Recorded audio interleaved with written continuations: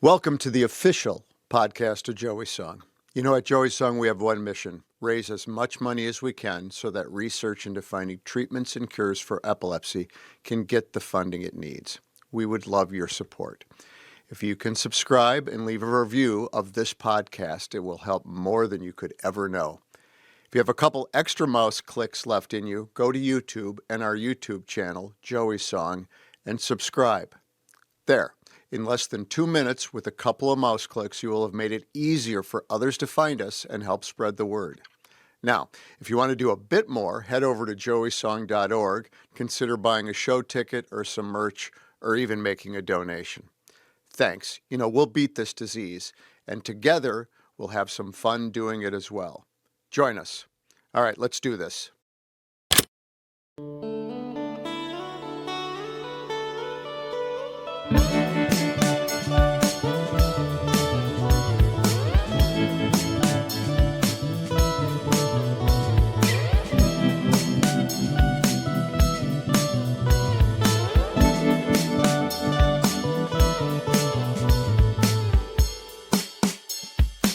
Scoreboards and Setlists.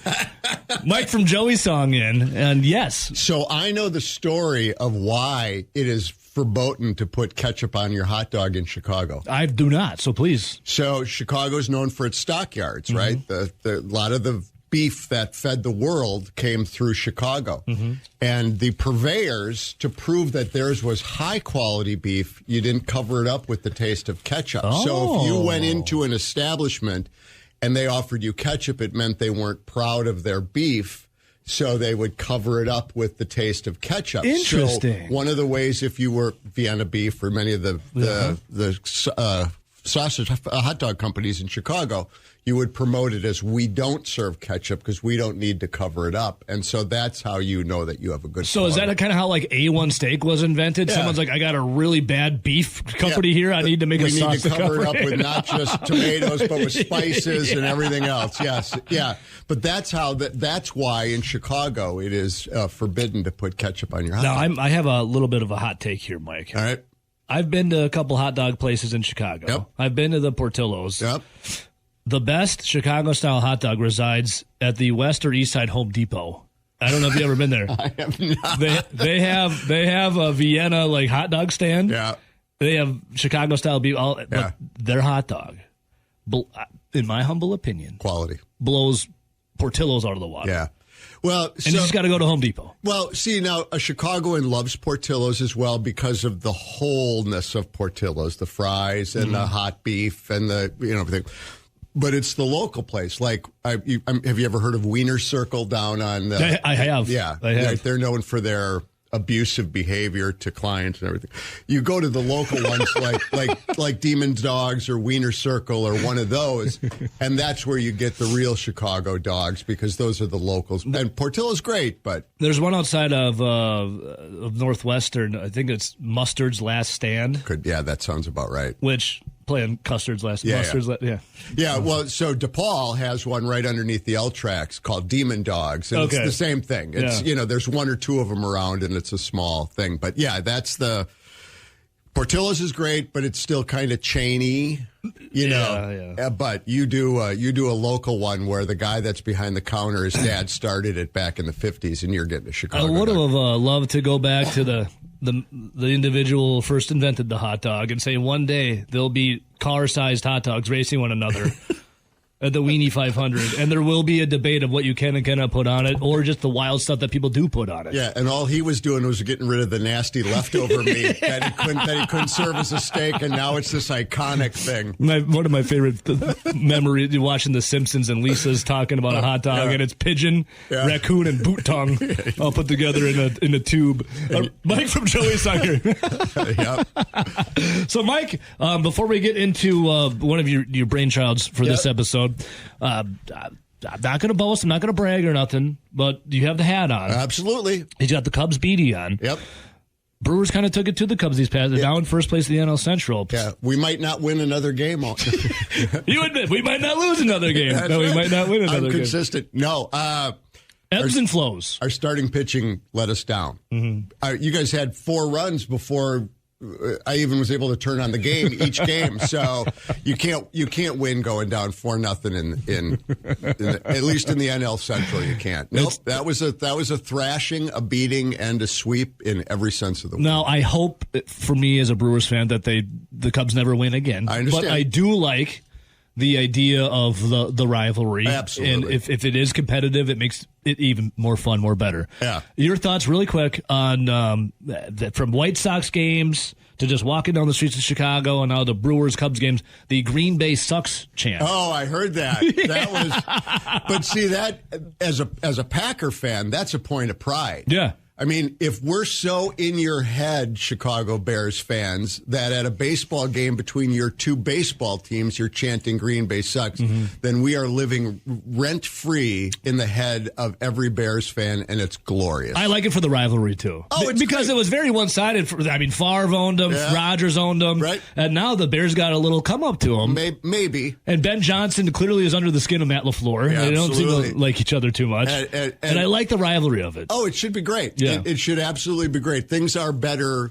in all sports when the marquee match rivalries When they're are both good. Yeah, Yeah. Absolutely. Totally. Mike, Absolutely. for scoreboards and set lists, we did some scoreboards there. Yeah. And now for set lists, you had mentioned how much is too much. Please, take us through how much is too much. Eddie Van Halen versus Joe Strummer, Neil Peart versus Charlie Watts. Please take us through the idea of this. So one of the all-time great discussions is around guitarists, but I think it applies to others, right? Mm-hmm. Are you a fan? And you can be fans of both. It's not an either or, right? Are you an Eddie Van Halen guy where you get every possible note that can be played in this? Or are you a Joe Strummer guy from The Clash, for those of you that don't have that lined up, where you play minimalist? You play only the notes that need to be played. And then you can transfer that to drummers, right? Yeah. There's Neil Peart from Rush, who, again, if there was a note to be played, he was finding it. I'm pretty sure he played with his knees and his elbows, and he too. did it dead on beat, just precise. Yeah, right. Oh, yeah. Oh, phenomenal at what he did. Yeah. Absolutely. And, he was the lyricist for all those songs, too. A lot of people don't know that. But, It's wild. Yep. And then there's Charlie Watts, who viewed himself literally as the flourishes and the accompaniment to his guitar players. He's said that in interviews many times. And I mean, there are people that pray at the altar of Charlie Watts. All right, he brought a jazz feel to rock and roll, and there are people that say, the Stones wouldn't have been the Stones without Charlie, and I think that's right. So the question is, as a music fan, when you sit and listen, are you listening for the virtuosity of and you can take it to lead singers too, right? There's the people that yelp and do all the other stuff. Yeah.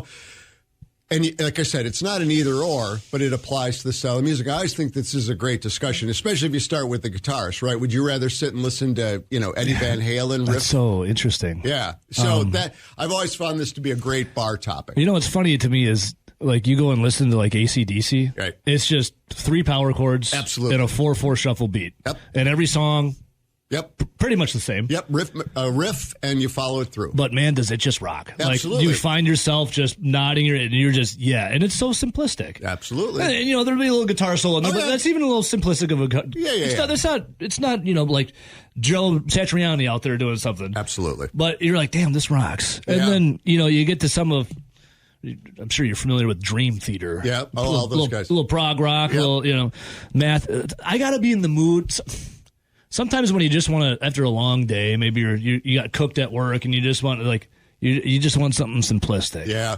Well, the other way I look at it, too, is there's headphones rock and there's speakers rock, right? Yes. And if you're going to listen to Satriani or any of these guys, Steve Vai, any of those guys, that's headphone rock. Yes. You sit back and maybe... It's all about the mental state. Pharmaceutical of choice. And you go through it. And then there's AC/DC and there's the punk ethos and all that other stuff, which is everybody's listening to the same thing. You got a beer in your hand and you're absorbed in the aura as opposed to the music, if that makes any sense. You ever had it where it just did feel like too much? You're like, okay, I get it. You're really good at what you do. I understand it. But can we just get back to...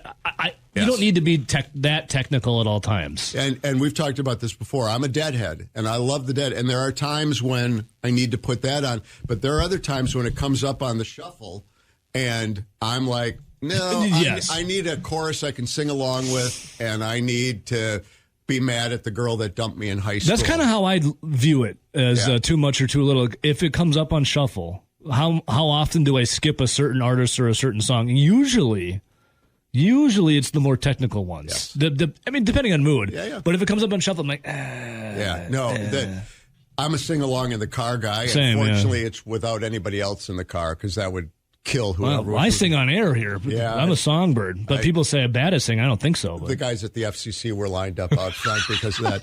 I was singing a little Celine Dion yesterday. People are telling me to stop. Oh, no, what? Power of Love. Oh, my goodness. 'Cause you're my lady. Okay. And anyway. But sometimes you just want to sing along. And the other part, too, is the material of the song, right? Dream Theater or any of those are not singing about breaking up with your girlfriend in high school. No. AC/DC is, or I want the, skirt chasing or whatever kind of stuff is in the rock and roll kind of stuff. So that also fits into it as well. There's topics, for all the hard rock and Led Zeppelin did, there's not much stuff where you're singing about dwarfs and nymphs. And they got a lot of Lord of the Rings in there. So you got to be in the mood for that stuff. But then that's all the window dressing that goes along with that stuff. It's funny though. Then there's artists that like a Jimi Hendrix, right? Because that's It's not technical, but it's not simple. It's like some kind of in the ether. Something. It's like. I don't know what it like tapping into something that's so unique. A couple things on Hendrix. First of all, that's blues based. Yeah. And so it's not trying to show how far up and down the neck you can go. All that stuff. It's about finding the blues. And he was an innovator. And that's the second thing. The first one, although people would argue there's never any firsts in music. Somebody was always doing a derivative of it. Hendrix was the first true guitar god. And so with what he was doing, he's like the iconoclast, right? He's not in that category.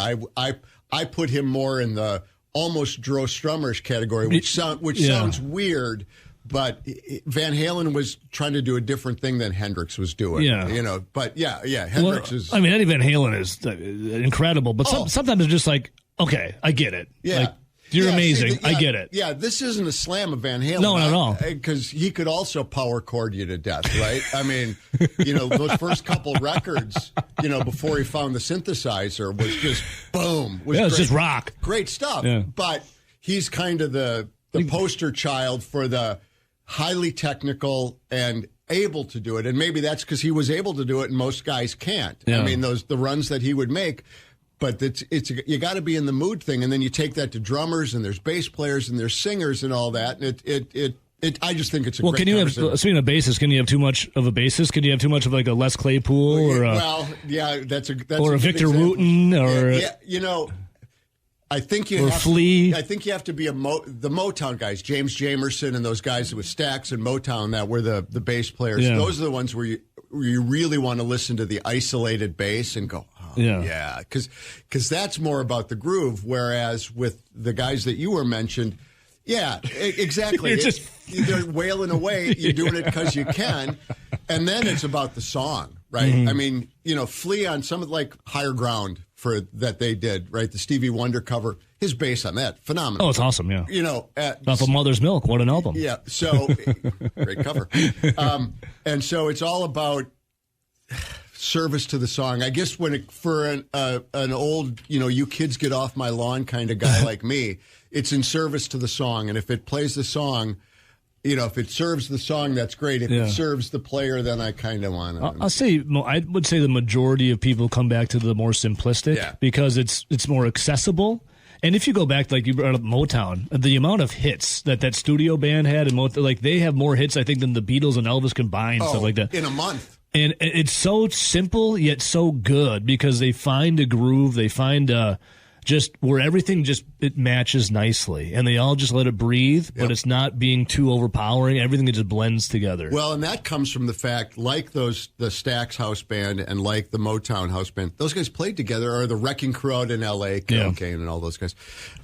They played together over and over, so they knew each other, and there's something to be said for that. That's why, the Grateful Dead and all these bands that truly are bands that play together are so great, even when they're just playing their hits from 30 years ago because they've played together and they know who's going to do what and they know where you're going to go with it. And that was with those, like I said, the Wrecking Crew and Motown and Stax. Those guys, I mean, for 10 years, that's all they did every day. They weren't touring musicians. No. They came in and, all right, who is it today? And they just churning out hits. Put the charts and, if you've ever been to the Motown Museum, and they sell James Jamerson T-shirts. Really? That's how influential he was, right? He was the bass player. I mean, just find one of those websites where they deconstruct a song and have them do Sugar Pie Honey Bunch or My Girl or any of those songs and have them listen to the bass. I was going to say, like, if Hot for Teacher comes on or Can't Help Myself, Sugar Pie Honey Bunch, I would say most people, not most, but majority would probably go to the Four Tops. Yeah, Can't Help Now, if the video is playing. Different story right there. And then you could get into the whole thing, too, of just sound. Right. From being in a studio recording on analog to where it is now in digital. On 4-track versus 24. The drums are so much warmer. The bass is so much warmer. Right. There's more. You can feel you can feel space between it. Now it's just a wall of zeros and ones. Well, and they were quite often playing live together in the same room when they were doing that. Got room mics in there. Takes would be full mics and full takes and full band, and that's a whole. Again, that's where you can just see these old heads in there playing off each other and kind of doing the.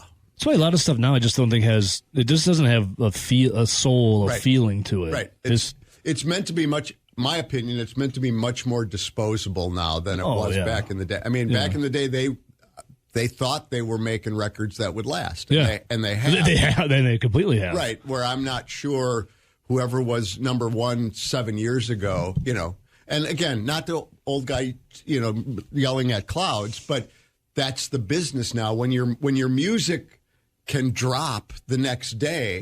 It's different than the 8 months it used to take to get a record out and produce it. And there is a commodity feel to it, and it's not good or bad. It just is. It just is. Mike, take a little break here. Good. I got to eat another brat. You want a hot dog? You want a brat? We'll see what's over there. No kraut, though. I know. I do like some sauerkraut, some ground mustard. Oh, dude. But beggars can't be choosers, I guess.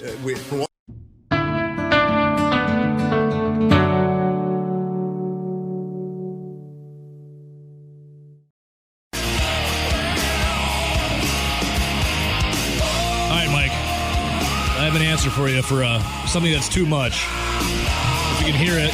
Yep. Hear those pinch harmonics? I love, and this is, I play guitar. I grew up loving, like, Jimmy Page, all the Jimi Hendrix, a lot of Jimmys I like. And then, as I got a little older, right, Jerry Cantrell, very simplistic. Yep. I love him as this. But there's this guy here.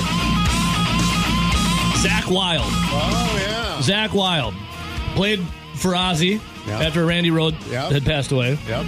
Zakk Wylde's in Black Label Society, his band. He was touring with Pantera as well. But Zakk Wylde, I just saw him at the Sylvie not too long ago. In one of the best guitarists alive right now. Incredible. Yep. But there's something that he does in every single song, no matter what it calls for, if it doesn't call for. It's the pinch harmonic. Just because you can do it doesn't mean you always need to do it. Right. We all have our signature move, right? The Seinfeld. I think there's one coming here. I mean, they're badass. Yeah, the swirl. You stole my move. Yeah. It's all right. We get it. You can do the pinch harmonic. Yeah. Or like Dimebag Darrell. I love Dimebag. R.I.P. to him. The whammy bar. The dive and come. Okay, it's cool. Yeah. Yep. It's awesome. Right. But just because he can do it doesn't mean you always have to do it. It's been played. Yeah. I get it. And that's got to be a trap especially when you can do something that most people can't. It's got to be. It's got to be hard not to. When I saw Zakk Wylde. I swear, every solo, he would get up there and he would do the behind the head playing of the guitar. Yeah. Every solo. It's like, I mean, it's cool, but You don't have to do it every solo. Yeah. Do you have any other tricks you can do? We've seen you vanish the coin. Now can you... Once he hits a pitcher mark, he'll throw his fist in the air, too. Yeah. No, yeah. Well, but he's awesome. Getting back to what we were saying before the break, too, is now with all the technology, you can go and add whatever flourishes you want to over and over. You know, you're not necessarily doing them live, which is... What is cool is like... let's keep it simple, stupid. The Kiss method. Oh, absolutely, man. I mean, look at, I think Beck, the 2 turntables and a microphone, I think he had a 4-track recorder, and I think he made it on that. Yeah, that's right. Which is, I mean, that's a timeless song. Right. Well, it's vocals, not guitar, but Bohemian Rhapsody was on maybe 8 tracks. But, I mean, they tell the story of literally the tape was you could see through it by the end. They had to stop adding stuff to it because they'd run it through and through. Now I want to ask you. So one of the things that we highlight on this is our intergenerationalness. Is that a word? It is now. Yeah. I make up words all the time. Trademark the zone 2026. I make up words all the time. All right, that's fine. Intergenerational is this. So by the time you were listening to music, the folks of my generation who were new and still putting out music were classic rock, right? Well, for you, it was just rock. Right. For me, and without the K. Who were the people that you, both contemporary at the time, the guys that were still relevant or whatever you want to call it, who were the guitar heroes for you, especially as a guitar player? I really still do John Frusciante from the Red Hot Chili Peppers. I think he is a wizard at the guitar. Jerry Cantrell, I brought up. I wanted so desperately as a kid to. I was begging my mom to let me take money out of my college fund to buy the Jerry Cantrell signature guitar. Not happening. Not happening. Nope. I really enjoy Billy Corgan as his artistry and and how he is. I love Dimebag Darrell. Zakk Wylde. Now, a couple of the... So, I'm trying to think of some other ones. I had a reason for asking you that other than just curious, because I really don't care what you think. One of the things I noticed is a couple of those guys, Corgan, Cantrell, were also the main songwriters in their band. And I'm wondering if there's some correlation between the guys that are just guitar heroes and the guys that write the songs. I don't know. I'm not ready to ask AI to dig into it, but I'm just wondering because that I think that at least for me that's a part of it because Corgan especially, right? I mean, it's his art and he's the lead. He would tell everyone in the band, "I'm playing all the I'm playing everything in studio. You get your ass out of there. I'm playing this." Dude, this year when you're at Joey's Song, we are going to sit down with Butch and he's going to tell you some stories. Really? Oh yeah. Joe, I can't wait for Joey's Song again coming up here because he's got some Corgan stories. He's got some Corgan stories. I bet he does. Yeah. When I was a kid, though, I always thought that the guitarist wrote the guitar part. The drummer wrote, and the singer wrote the lyrics. Yeah. And then to come to find out, like Jerry Cantrell, for example, he's basically the driving force of the lyrics and the band. And the band. Absolutely. And there's a lot of those guys that are geniuses. Sure, we'll throw that around because it has no meaning anymore. But they know they can't sing. Yeah. And they find somebody like Lane Staley with the pipes that can. Yeah. And Rick Nielsen from Cheap Trick is a classic example. Mm-hmm. If you listen to those demos, if you can find old Cheap Trick demos, Robin sings like Rick, only better. Really? Right? Yeah. If you listen to it, you can hear, because Rick sings the demos, and you go, "Oh, that sounds like a crappy version of Robin." But that's what Rick did, and he found a guy that could articulate his art. And I think there's something to that when we as fans listen to it, because then the guitarist doesn't need to show you how over the top he is, because this is my song. I wrote this. I have something for you. Just hit me. The gimmick, is it too much? Is it not enough? Also, I saw he was ranked as one of the top 100 guitar players of all time, really high. And I love Rage Against the Machine. Oh, Tom Morello. Yep. And I was thinking to myself, and I always loved it growing up, but the more that I got older and thought about it, especially when I saw he's one of the greatest guitarists of all time, which, don't get me wrong, all the riffs are pretty much the same. Yep. But I've come to this take now. If you have to unplug your guitar and then put it up against your humbuckers or something and make noises, are you truly playing the guitar? Like what? Well, you're literally playing the guitar, not the strings on the guitar. That's a good point. You are actually you could argue you're making more music from your guitar than you would be if you did like it. if you unplug your guitar from your amp and then like what is that? But see, what we were talking about earlier, that's the context of what Rage is doing, right? I mean, that's who Rage is, this literally bucking up against the system kind of stuff. So, but that's a good one, right? I mean, if you got to light your guitar on fire or play it behind your, I love that. Yeah. Hey, Mike, I do, before we get out of here, I do want to congratulate you. A couple days ago, 28 years married. Congratulations on 28 years, man. No, congratulate her. She's the one that's put up with this stuff. I got 10 years coming up on June 25th. Yeah. That's approaching. What's the secret for 28? Go each doing your own thing. A little give and take. We leave each other alone, and when we come together, it's great. Well, congratulations on 28 years, man. That's awesome. Good for you. And also, the other day, you got to give the induction speech for Jane Weidland of the Go-Go's for the Wisconsin Music Hall of Fame. How'd that all come to be? It was wonderful. My friend Jane, who is part of our Joey Song family, was inducted into the Wisconsin Music Hall of Fame along with Skylar Gray, who wrote some of Eminem's stuff. Oh yeah, she's made some news lately too. Yeah, yes she has. Yes she has. She's very nice. I got to meet her. We spent some time talking. But anyway, Jane got inducted into the Wisconsin Music Hall of Fame. She's from Oconomowoc and has roots here in the state. And she asked me, I was immensely honored to give the induction speech. It's the only time I was nervous. I have been speaking in front of large crowds my entire life. I figured that the reason I was nervous is because it wasn't important to me. It was important to her. Sure. And I didn't want to, F it up. Yeah. And so I actually had to write it. I rarely have to write stuff down. I had to write it down and read it. And you were nervous. I was, because think about it.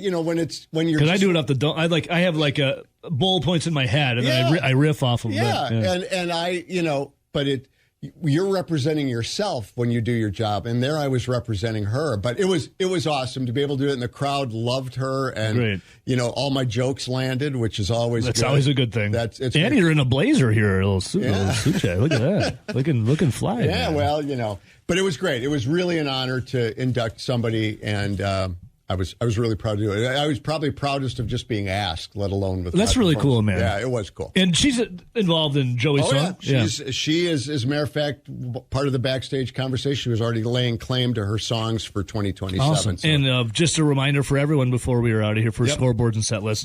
Joey's song, get it all out there again, and the big event. Yes. So we do a big concert this year. It's going to be January 8 and 9 at the Sylvie. The only place you'll see all that posted is our website, joeysong.org, because we really don't formally announce until September. You guys sell out quick too. We do pretty good. Yeah. We do pretty good. Now we've got a pretty strong core of people. So if you follow us on the socials, everything is Joey Song, all one word, joeysong.org. There is information already on the concert, but there won't be any formal announcement. Okay, cool. Well, you get a little sneak preview. Yeah, as we announce people. So. Yeah. Well, Mike, awesome stuff, man. Yeah, dude. I'll give you a little John Frusciante on the way nice. off of Mother's Milk. Yeah. Pretty little ditty. Flea, I think, plays the trumpet in it. Yeah, he just did. He just did a new album. Yeah.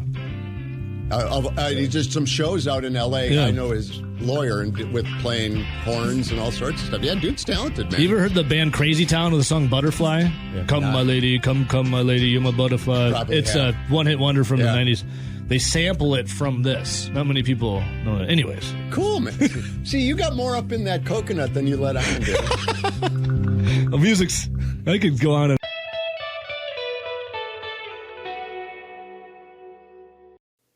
Hey, thanks for sticking around all the way to the end of the podcast. A quick reminder, if you can give us a follow or subscribe on your favorite podcast provider and write a short review, it will really help us out. If you can head over to YouTube and subscribe to our channel over there, that's another big help.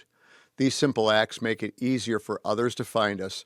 And of course, head over to joeysong.org to join our community and stay up to date on all the news. Thanks, and we'll talk again real soon.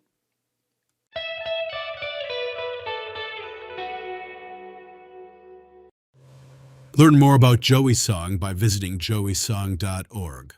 The theme music was composed by Sam Gamal, and Joey Song is a federally registered 501c3 charity. Thanks for listening.